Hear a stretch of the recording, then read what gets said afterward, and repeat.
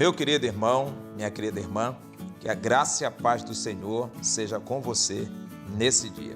Nós estamos no nosso segundo dia de reflexão em cima da carta de Filipenses.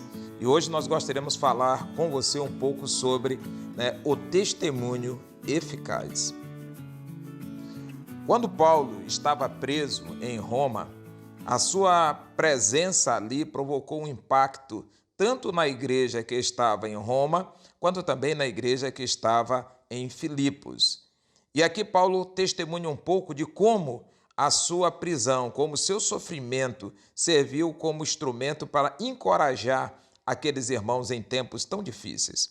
Olha o que Paulo diz em Filipenses capítulo 1, versículo 14. Ele diz: "E a maioria dos irmãos, estimulados no Senhor por minhas algemas, ousam a falar com mais desassombro a palavra de Deus." Veja o que Paulo está dizendo. Ele está dizendo que aquela igreja foi impactada pelo seu testemunho, de tal forma que aqueles irmãos que estavam ali em Roma, eles puderam então romper com a sua timidez, romper com o seu medo e passar então a dar testemunho sobre o evangelho do Senhor Jesus Cristo. E aqui eu quero dizer o seguinte: qual foi a primeira atitude da igreja quando Paulo chegou ali em Roma? Tudo indica, já havia uma igreja em Roma, ou seja, Paulo não é o fundador da igreja que está em Roma.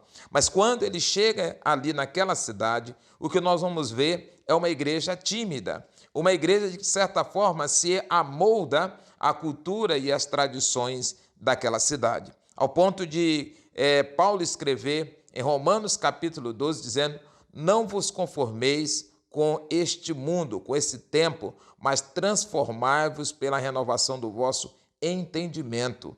Aquela igreja de Roma precisava passar por uma experiência de fato transformadora. E aí o que Paulo sente a princípio é uma igreja distante. Ele, ao escrever para Timóteo, seu discípulo, em 2 Timóteo capítulo 1, versículo 15, ele diz que praticamente todos o abandonaram. E agora ele teve que fazer a sua defesa sozinho.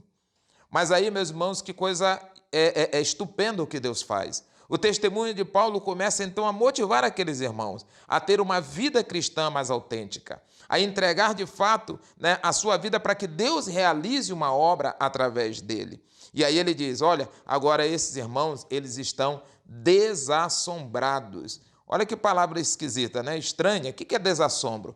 Ou seja, eles estavam agora pregando o evangelho sem medo. Não estavam mais agora preocupados com o que haveria de acontecer com as suas vidas, porque eles sabiam que Deus tinha um propósito e que Deus pode fazer infinitamente mais. Meus irmãos, eu sei que o tempo que nós estamos vivendo agora é um tempo que nós podemos chamar de assombramento. As pessoas estão com medo, as pessoas estão ansiosas, as pessoas estão preocupadas diante da expectativa do que pode acontecer com as suas vidas. E é nesse tempo que o testemunho do povo de Deus pode fazer diferença. Hoje eu tive a oportunidade de ligar para uma pessoa e aquela pessoa estava extremamente angustiada. E nós podemos falar da palavra de Deus, nós podemos orar juntos. E aquela pessoa então depois me disse: olha, agora eu estou mais tranquilo. Na verdade, mais tranquila, era uma jovem. E aí eu quero dizer para você que a sua fé, o seu exemplo, seu testemunho pode fazer muita diferença nesse tempo. A outra coisa que nós verificamos é o efeito da prisão de Paulo, do sofrimento de Paulo para a pregação do evangelho.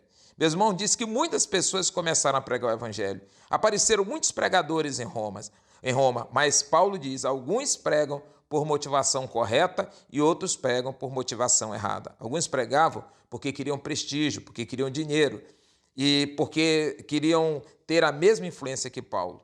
Mas Paulo disse que o importante é que o evangelho seja pregado. Mas Paulo também disse que outras pessoas pregavam pela motivação correta, por amor a Cristo.